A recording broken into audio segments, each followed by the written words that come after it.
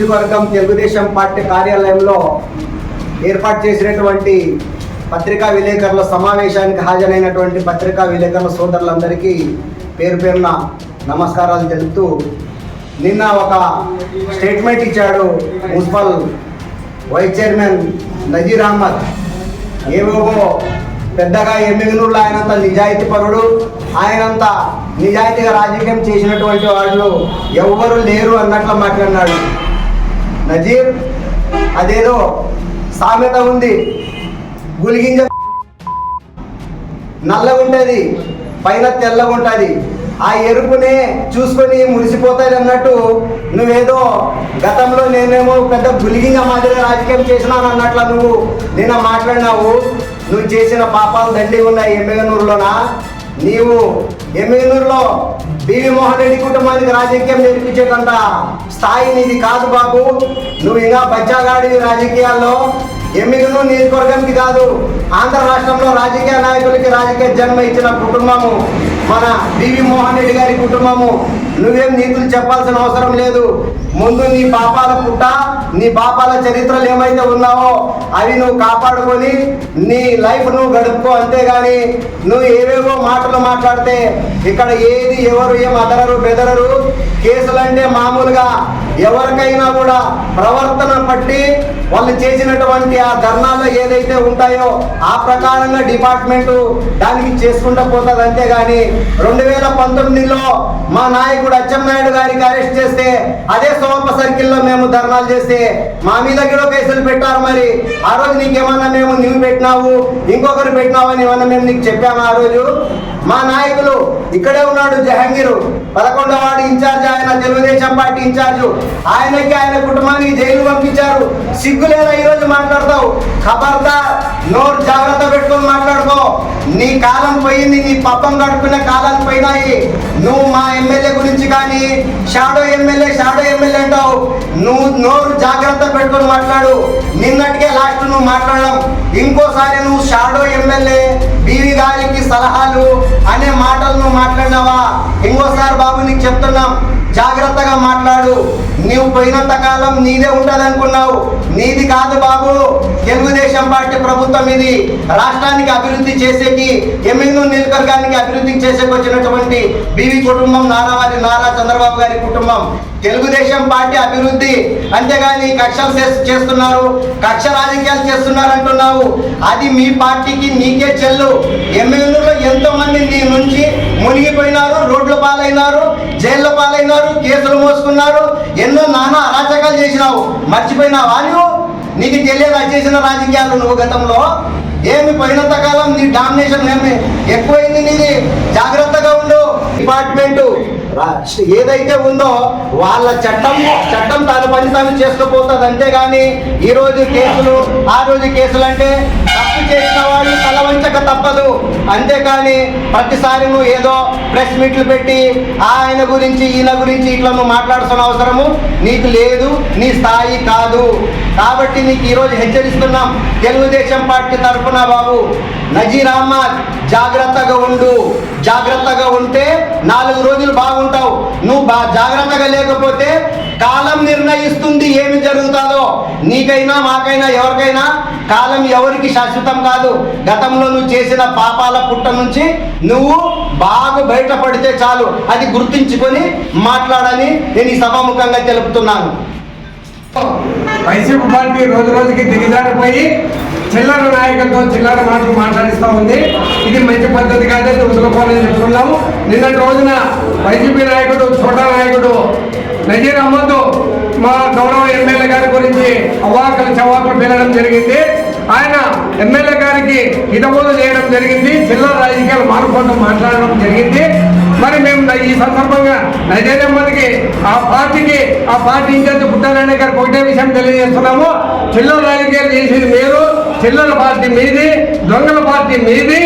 మరి మీరు చేసినటువంటి అరాచకము అల్లరి మూలంగా ఒక ట్రైబల్ ఎస్ఐ గారి మీద మీరు దాడి చేసి ఆయన కేసు పెడితే ఆ కేసు తెలుగుదేశం పార్టీ కానీ ఎమ్మెల్యే గారు కానీ ఏ విధమైన సంబంధం లేదు, కక్షపూరిత చర్య అని చెప్పి నిన్నటి రోజున మీ చోటా నాయకుడు, బ్రోకర్ నాయకుడు నజీర్ అహ్మద్ అవాకల సేవకులు పేర్నాడు. అటువంటి చిల్లరగాళ్ళని అదుపులో పెట్టుకోమ్మా రెడకమ్మా. మేము ఈ విధంగా మీకు విజ్ఞప్తి చేస్తున్నాం. ఎందుకంటే మీరు ముందుకు పోయే రావా మీ నజీర్ అహ్మద్ గతంలో మా పార్టీకి వస్తామని చెప్పి రాయబారం ఉన్నటువంటి వ్యక్తి మరి మున్సిపల్ జగ్గాయితుల్ని మార్కెట్ ఏలాలో జగ్గాయితుల్ని ఎగురగొట్టిన వాడు, మసీదు యొక్క దుకాణాలు అద్దెలు ఎగరగొట్టిన వాడు, ఇంటర్ స్టేడియంలో బిరాన్ బీరులతో షాపులు నడుపుతున్నవాడు, మున్సిపల్లో ఉద్యోగాలు ఇప్పిస్తామని చెప్పి లక్షలాది రూపాయలు కొలగొట్టిన వాడు ఈ నజీర్ అహ్మద్. ఈ బాధితులందరినీ కూడా మేము మీ ఆఫీసు దగ్గర పంపిస్తాం. మరి మా నాగేశ్వర రెడ్డి ఎమ్మెల్యే గారు అనుకుని ఉంటే ఈ చిల్లర నాయకుని ఏ రోజు జైల్లో కూర్చోబెట్టేవాళ్ళు. మా నాగేశ్వర రెడ్డి గారు మా ఎమ్మెల్యే గారు చిల్లర రాజకీయాలు చేయరు, ఇటువంటి చిల్లర చేష్టలు చేయరు. ఆయన గౌరవంగా రాజకీయాలు చేస్తారు. ఎన్నో అభివృద్ధి కోసము ఎంత పాటుపడాలో ఎంత కృషి చేయాలో అంత కృషి చేస్తారు. కాబట్టి వైసీపీ పార్టీ ఇప్పటికైనా ఇటువంటి చిల్లర నాయకుల్ని అదుపులో పెట్టుకోండి. అంత అద్దు మీరు ప్రవర్తిస్తే మేము చూస్తూ సహిస్తూ ఉండే పరిస్థితి లేదు, ప్రసక్తే లేదు. కాబట్టి ఈ పత్రికా విలేకరుల సమావేశం ముఖంగా మేము మరొకసారి చెప్తున్నాం, తెలుగుదేశం పార్టీ మా గౌరవ ఎమ్మెల్యే నాగేశ్వర రెడ్డి గారు ప్రజల అభివృద్ధి కోసం ఎమ్మెల్యేల అభివృద్ధి కోసం కంకణబద్ధులే ఉన్నారు. మీరు రెచ్చగొట్టవద్దు. ఇదే పద్ధతి కొనసాగితే మేము కూడా మీ దారిలో రావాల్సి వస్తుందని హెచ్చరిస్తున్నాం. మొన్న జరిగిన విషయం గురించి ఈరోజు ప్రెస్ మీట్ పెట్టడం జరిగింది. గిరిజన సామాజిక వర్గానికి చెందిన నాయక్ సార్ గారు తన విధి నిర్వహణలో ధర్నా చేస్తున్న వారి దగ్గరికి వచ్చి అప్పుడు సందర్భంలో వారు సంజాయిషి చెప్పుకోవడం మానేసి దురుసుగా డ్యూటీలో ఉన్న సిఐపై చుట్టుముట్టి ఎస్ఐపై చుట్టుముట్టి దురుసుగా ప్రవర్తించడం ఇది మా గిరిజనులకు చాలా బాధాకరం. ఎందుకంటే ఇది తక్కువ కులమని వాళ్ళు అలా చేశారో ఏమో తెలియదు. అదే ఉన్నత వర్గం అయితే ఆ స్థితి వచ్చేది. ఇంతవరకు ఆ పరిస్థితి ఎందుకు వచ్చింది చాలా అవమానంగా మనం భావిస్తున్నాం. అతని బాధితుడు అతని కేసు పెట్టినాడు. దీంట్లో ఎమ్మెల్యే గారికి ఇతరులకు సంబంధమే లేదు. ఆ రోజు జరిగిన సంఘటన వేరు, ఈ రోజు జరగబోయే సంఘటన వేరు, ఆడ ప్రస్తుతం జరిగిన సంఘటన వేరు. దాన్ని ఎమ్మెల్యే గారికి ఆపాదించడం నాకైతే నచ్చడం లేదు. ఇది యథార్థంగా జరిగింది.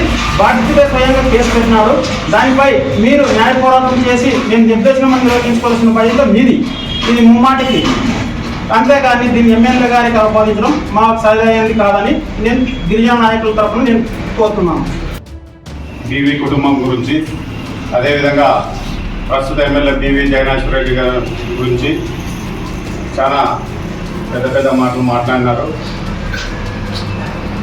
నజీర్ గారు మీరు గతంలో ఏం చేసినారనేది ఒకసారి వెనక్కి తిరిగి చూసుకోవాలా. మేము ప్రతిపక్షంలో ఉన్నప్పుడు సోమవారం సర్కిల్లో ధర్నాలు కానీ వర్ధంతులు కానీ చేసుకోవాలంటే మీ గవర్నమెంట్లో మాకు పర్మిషన్ ఇవ్వకుండా ఎంపీడీఓ ఆఫీసులో చేసుకున్న కార్యక్రమాలు ఎన్నో ఉన్నాయి. కానీ మా గవర్నమెంట్లో అలా కాకుండా మిమ్మల్ని స్వతంత్రంగా మీరు వచ్చి సోమవారం సర్కిల్లో ధర్నా చేశారు. అది ఎందుకు చేశారు? ఆ రోజు మీ మాజీ ఎమ్మెల్యే గారు సిఐ గారిని మొదట్లో అనుచితంగా మాట్లాడిన దానికే ఆ అధికారి మీ మీద విరుచుకుపడడం జరిగింది. లేకుంటే ఒక పోలీస్ అధికారి మీ మీద ఎందుకు అంత దుర్భాషలాడతారు? మీరు చేసిన ఆ రోజు మీ ఎమ్మెల్యే గారు ఏం మాట్లాడినారు, మీ మాజీ ఎమ్మెల్యే గారు ఒకసారి ఆయన అడిగి తెలుసుకోండి మీరు నజీర్ గారు. అది తెలియకుండా మీరు వచ్చి ధర్నా చేసినారు. ధర్నాలో ఆ రోజు మీరు ఎంత మాట్లాడారో ఎమ్మెల్యేలు ప్రజానీకం అంతా చూశారు. ఒక పోలీస్ అధికారిపై అంత విచిత్రంగా మీరు దాడి చేయాలనే ఆలోచనకు రావడము దురదృష్టకరము. ఎందుకంటే ఎవరున్నా ఆ స్థాయిలో మేమున్నా మీరున్నా ఎవరున్నా పోలీసు అధికారులు వారు చేయాల్సిన కార్యక్రమాలు వాళ్ళు చేస్తారు. కాబట్టి మీరు ఆలోచన చేసి ఇంకొకటి మీరు షాడో ఎమ్మెల్యేలు అది ఇది అని చెప్తా ఉన్నారు. అది సమంజసం కాదు. మీరు గతంలో మీ గవర్నమెంట్ ఉన్నప్పుడు నువ్వు ఇంకా వైస్ చైర్మన్గా ఉన్నారు.